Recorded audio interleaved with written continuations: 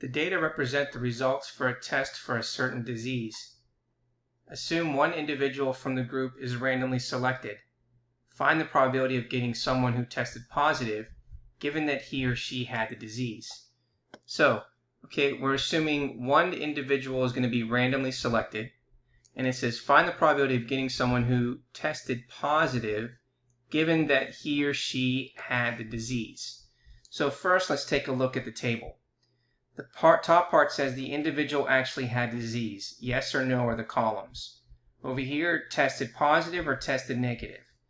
So if we take a look, 130 tested positive who had the disease, and 26 tested positive who did not have the disease. So how many total tested positive? 130 plus 26, which gives us 156.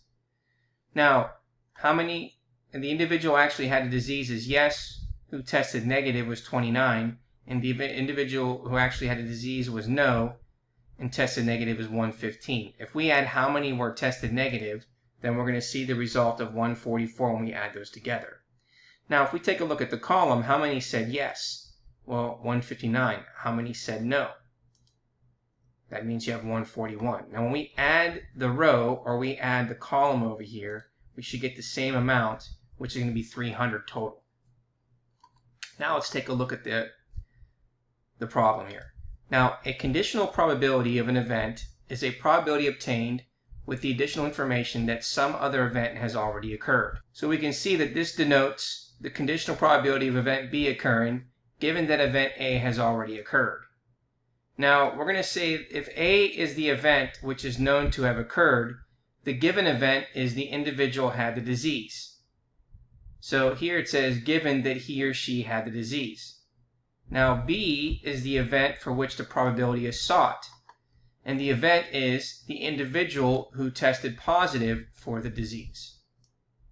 So, the conditional probability of B, given that A can be found by assuming that event A has occurred and working under the assumption, calculating the probability that event B will occur. So we need to first determine the number of individuals who had the disease. So we're going to add all the values in the yes column. Well, all the values in the yes column were 130 plus 29, and that gave us a total of 159. So 130 plus 29 equals 159. Now we're going to find the number of individuals who tested positive who had the disease. And that is, find the number in the row that corresponds to positive and the column that corresponds to yes. So here is yes, and there is the amount that tested positive. Therefore, you can see the number is 130. So, from the table, there are 130 individuals who had the disease and tested positive. Now we can find the probability by dividing.